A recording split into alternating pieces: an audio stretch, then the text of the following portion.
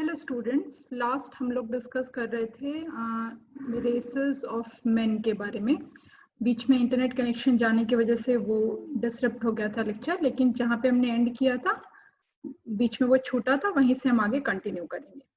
तो different races के बारे में, उसके कैसे उसका क्लासिफिकेशन किया जा सकता है, विभिन्न जो मानव की प्रजातियां हैं उसका वर्गीकरण हम किस तरीके से कर सकते हैं, उनका भौतिक भू स्वरूप कैसा है, वो कैसे दिखते हैं, ठीक है, या फिर उनका ब्लड ग्रुप कैसा है, उसके आधार पर हम उनका वर्गीकरण कर सकते हैं।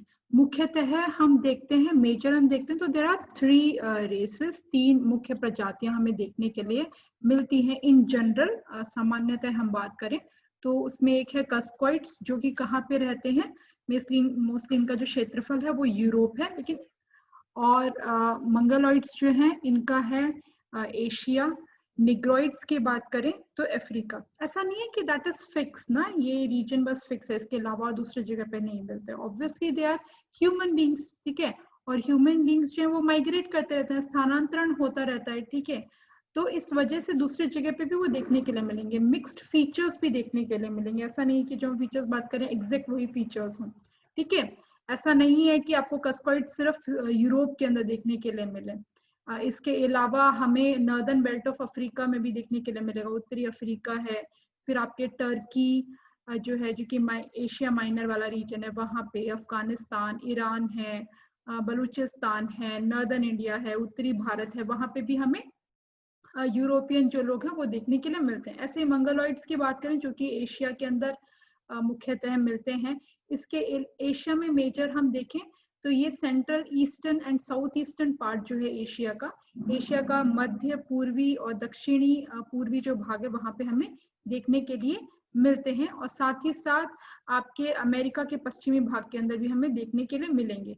साथ में हम मंगलोइड्स को देखते हैं आर्कटिक रीजन के अंदर, जहाँ पे एस्किमोस हैं जो कि कनाडा में रहते हैं, ग्रीनलैंड में रहते हैं, और याकूत्स हैं जो कि साइबेरिया के अंदर रहते हैं। तो मंगलोइड्स का क्लस्टरिंग जो है वो मेजर हमें देखने के लिए मिलेगा पैसिफिक और आर्कटिक ओशन के पास में, एशिया के साथ पैसिफिक और आर्कटिक ओशन का जो चारों तरफ वाला क्षेत्र है वहां पे। निग्रोइड्स की हम बात करें जो कि अफ्रीका के अंदर मुख्यतः मिलते हैं, तो वहां पे इवन साउथ ऑफ सहारा जो है, ठीक है, सहारा का जो दक्षिण वाला जो भाग है, यानी कि अफ्रीका का जो दक्षिणी भाग है, वहां पे हमें सदर्न पार्ट के अंदर देखने के लिए मिलते हैं। इवन इंडोनेशिया के अंदर जो पिग्मीज हैं, they are also negroid race. फिर न्यू गिनिया, पापुआ, मलनेशिया, यहाँ पे भी जो लोग हैं वो भी आपके निग्रोइड से आपको देखने के लिए मिलते हैं। फिर इसके अलावा एक मिक्स्ड है निग्रोइड्स और ड्रेविडन का, वो है ऑस्ट्रेलॉइड्स जिन्हें हम बोलते हैं। ऑस्ट्रेलॉइड्स कहाँ पे मिलते हैं? ऑस्ट्रेलिया के अंदर, ठीक है। तो ये किसका मिक्सचर है? ये निग्रोइड्स और द्रविडन से मिलकर मिला। द्रविड सुना होगा आपने, दक्षिणी भारत के जो लोग हैं, सदर्न इंडिया के जो लोग हैं, they are called Dravid, of Dravid race, ठीक है। तो इन दोनों रेसेस का मिक्सचर हमें देखने के लिए मिलता है। अभी इनका कहाँ विश्व के अंदर कहाँ इनका वितरण हमें देखने के लिए मिलता है, तो ये आप इस मैप से देख सकते हैं वर्ल्ड के अंदर इनका कहाँ डिस्ट्रीब्यूशन है, इन 3 मेजर रेसेस का। फिर हम सब रेसेस की बात करेंगे।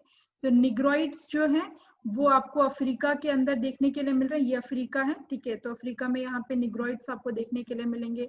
कस्कॉइड्स जो है वो एशिया के अंदर, उत्तरी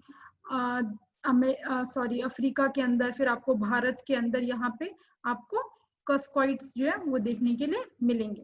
फिर मंगलोइड्स की बात करें तो उत्तरी अमेरिका है, दक्षिणी अमेरिका है, फिर चाइना, रशिया, जापान वाला जो पार्ट है, फिर ये जो द्वीप हैं यहाँ पे भी आपको मंगलोइड्स देखने के लिए मिलते हैं। इनके अंदर सब रेसेस में देखें, ऑस्ट्रेलॉइड्स की बात करें तो ये ऑस्ट्रेलिया के अंदर और आपका न्यूजीलैंड के अंदर इनका वितरण देखने के लिए मिलता है।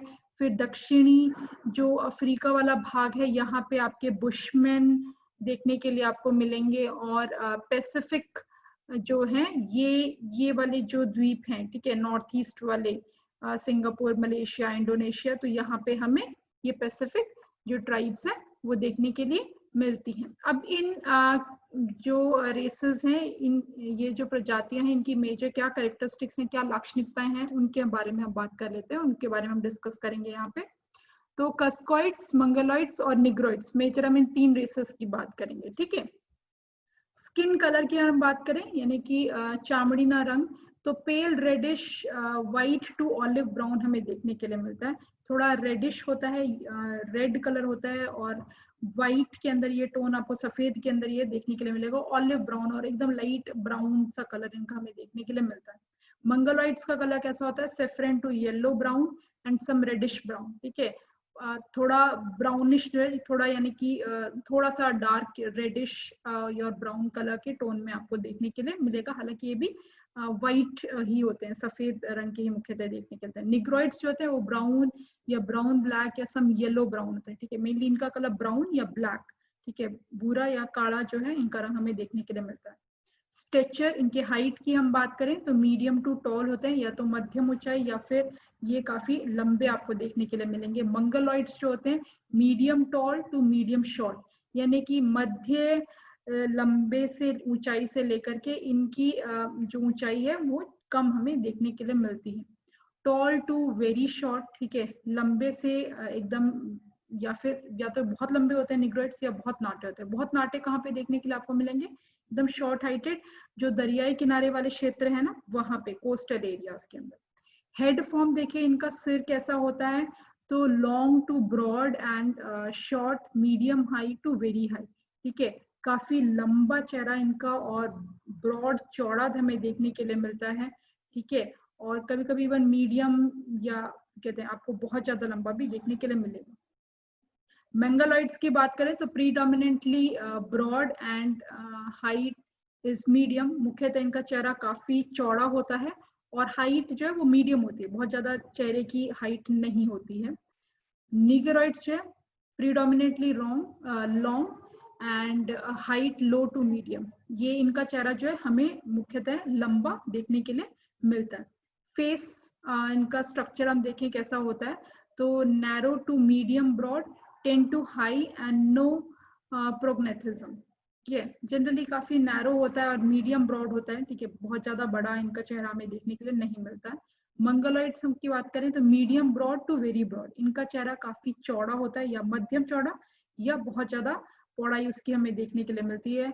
मलर हाई एंड फ्लैट, और जनरली चेहरा जो होता है फ्लैट होता है एकदम, ठीक है, इंटेंट मतलब एकदम सपाट होता है, and tends to be medium high, और मध्यम जो है इनकी ऊंचाई हमें देखने के लिए मिलती है। Medium broad to narrow, tends to be medium high and strong prognathism, इनका मीडियम मध्य चौड़ाई होती है, ठीक है, और मध्यम ही इनकी नैरोनेस भी हम देखें, मैंने पतला देखे तो भी मध्य में होता है, बहुत ज्यादा हमें देखने के लिए नहीं मिलता।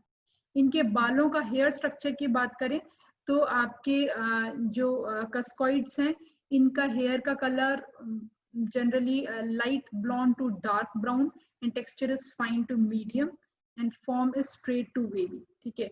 बाल जो होते हैं काले या भूरे रंग के बाल होते हैं, और बालों का टेक्सचर जो होता है, बालों का रेशा की हम बात करें तो मीडियम फाइन होता है, यानी कि मध्यम प्रकार का होता है, और स्ट्रेट, या तो बाल सीधे होते हैं या वेवी काइंड ऑफ बाल आपको देखने के लिए मिलेंगे। बॉडी हेयर की हम बात करें, शरीर के ऊपर जो बाल होते हैं तो मॉडरेट टू प्रोफ्यूज, शरीर पे बाल होते हैं, मतलब बहुत कम भी नहीं और बहुत ज्यादा भी नहीं, एक मॉडरेट मीडियम बाल हमें देखने के लिए मिलते हैं।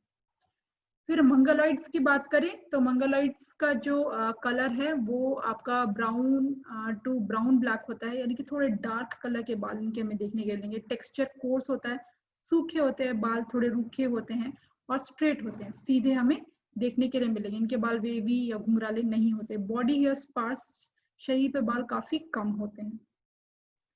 फिर आपके निग्रोइड्स की बात करें तो इनके जो कलर है हेयर का दैट इज ब्राउन ब्लैक, ठीक है, और टेक्सचर कोर्स होता है, इनके भी बाल सूखे होते हैं। फॉर्म की बात करें तो लाइट कर्ली, थोड़े हल्के कर्ली, वूली या फिजी होते हैं, यानी कि वूल की तरह, ऊन के जैसे फिजी आपको देखने के लिए मिलेंगे। बॉडी हेयर्स की बात करें तो लाइट बॉडी हेयर्स होते हैं, शरीर के ऊपर थोड़े बाल हमें देखने के लिए मिलते हैं।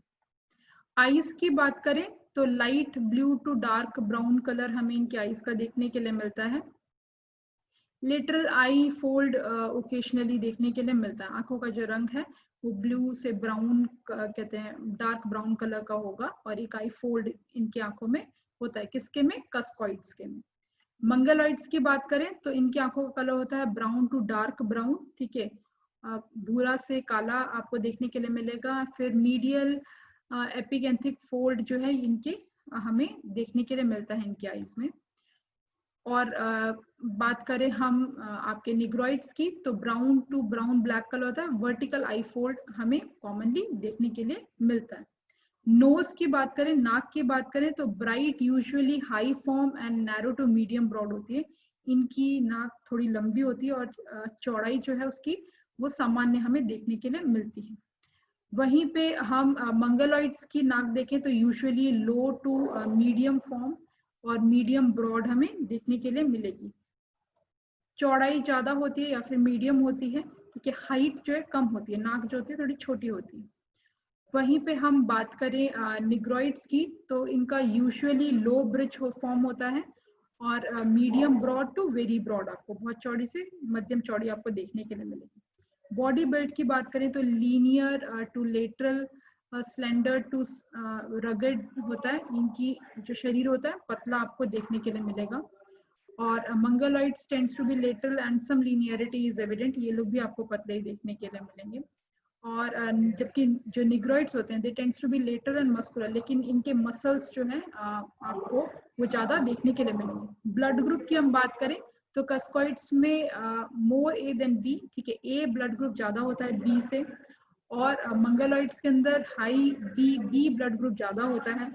और उसी की जगह पे हम बात करें आपके निग्रॉइड्स की, तो they are high in RH-E, ठीक है। RH-E क्या होता है? पॉजिटिव वो जो फैक्टर होता है, ठीक है।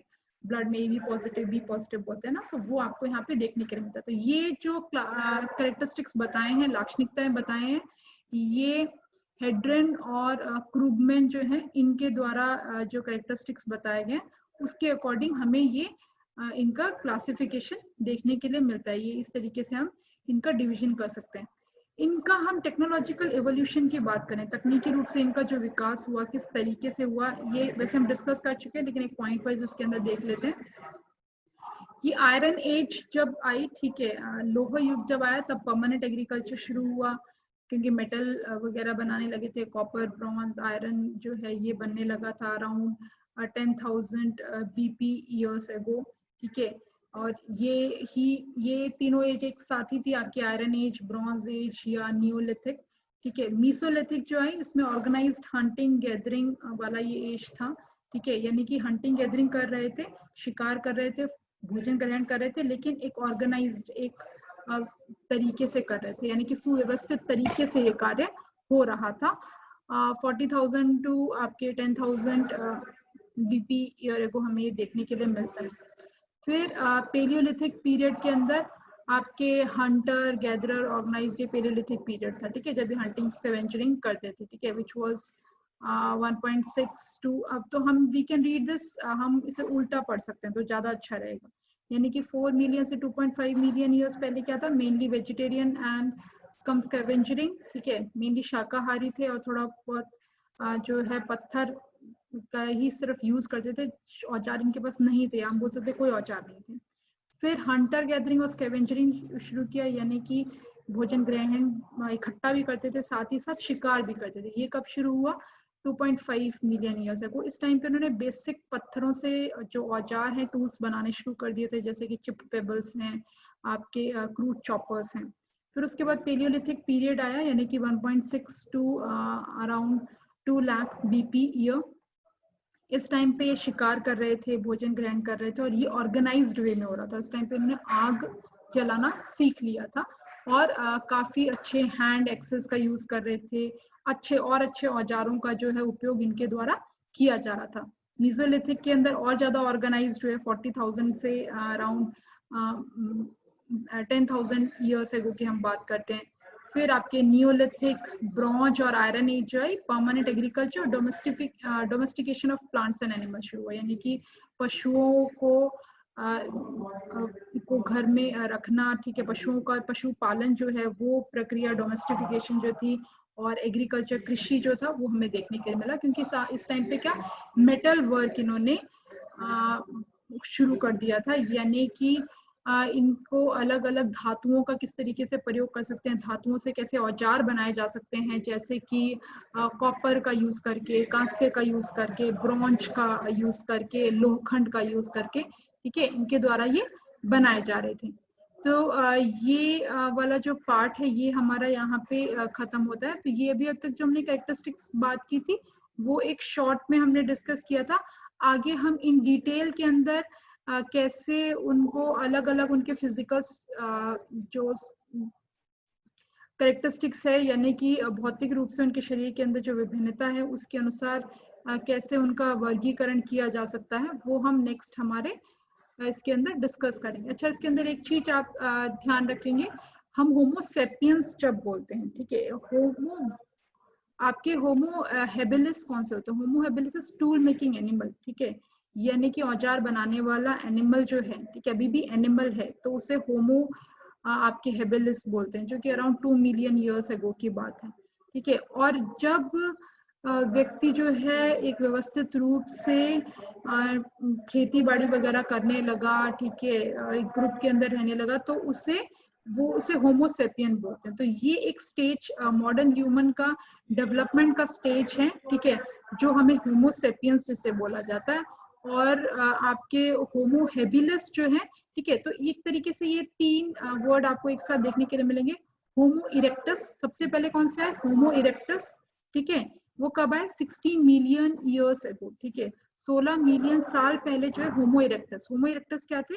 यानी कि बंदर ही है, वानर ही है, लेकिन वो खड़ा होने लगा है सीधा, एकदम इरेक्ट यानी सीधा, ठीक है, तो उसे बोला गया होमो इरेक्टस, ठीक है। अभी उसके बाद धीरे धीरे उसने क्या बनाना शुरू कर दिया? औजार बनाने लगा, वो टूल्स बना रहा है, तो उसे हम क्या बोलते हैं? होमो हेबिलिस, ठीक है, टूल मेकिंग।